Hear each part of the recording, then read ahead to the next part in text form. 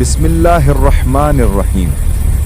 انسان کی فطرت ہے کہ وہ انسین سے جلدی گھبرا جاتا ہے، اور جب بات آتی ہے آخر زمان کی تو دل ایک عجیب سی بے چینی میں ڈوب جاتا ہے، کیونکہ آنے والے وقت میں ایک ایسا فتنہ ظاہر ہوگا جس کا امتحان ہر انسان کو لازمی گزرنا ہے۔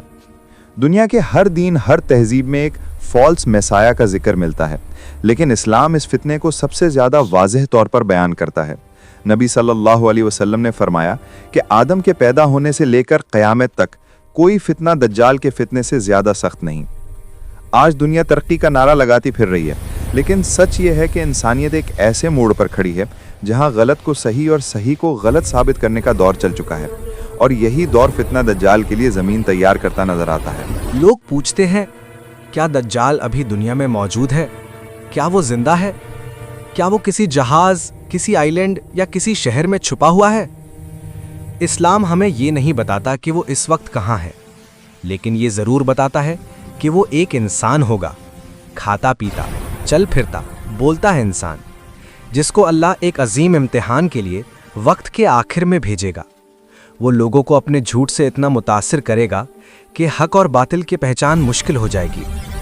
دنیا اس وقت تک اس کے لیے تیار ہو چکی ہوگی، ایسی دنیا جہاں لوگ چہروں کو دیکھ کر فیصلہ کرتے ہوں گے، سچائی کو نہیں، جہاں میڈیا سے بتائی گئی بات قرآن سے بیان کی ہوئی بات سے زیادہ یقین لائی جاتی ہوگی، جہاں روشنی اور ٹیکنالوجی کے پیچھے بھاگنے والے لوگ اندھیرے کو پہچان ہی نہیں پائیں گے۔ پھر وہ وقت آئے گا جب ایک شخص اپنے آپ کو رب ہونے کا دعویٰ کرے گا، اس کی باتوں میں جذبات کا جادو ہوگا، اس کے ہاتھ میں کچھ ایسے امتحانی قوتیں ہوں گی کہ وہ زخمی کو تندرست کر دے، سوکھے زمین پر برسات برسا دے۔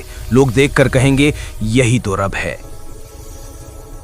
لیکن حق کا سوال دل پر آئے گا، کیونکہ اللہ نے ہمیں ایک نشانی بتا دی۔ رب کو کوئی آنکھیں نہیں دیکھ سکتی، لیکن دجال ایک آنکھ والا ہوگا۔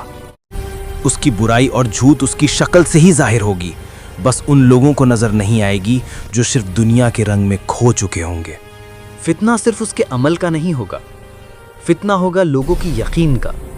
کچھ لوگ اس کا ساتھ اس لیے دیں گے کیونکہ وہ ان کے پیٹ بھرے گا، کچھ اس لیے کیونکہ دنیا انہیں چاہے گی، کچھ اس لیے کیونکہ سچ ان کے سامنے ہوگا لیکن وہ دیکھنا نہیں چاہیں گے۔ اسلام ایک چیز بالکل صاف کہتا ہے، حق کو پہچاننے کے لیے علم چاہیے، دل کا نور چاہیے، قرآن کا سہارا چاہیے، کیونکہ جب فتنہ اپنی آخری حد تک پہنچے گا تو صرف وہ لوگ بچیں گے جو اللہ کی ہدایت کو مضبوطی سے پکڑے رہیں گے۔ اور اس وقت جب دنیا ظلم و فریب کے بوجھ تلے گھٹنے لگائے گی، اللہ اپنے ایک عظیم بندہ کو بھیجے گا، عیسیٰ ابن مریم علیہ السلام۔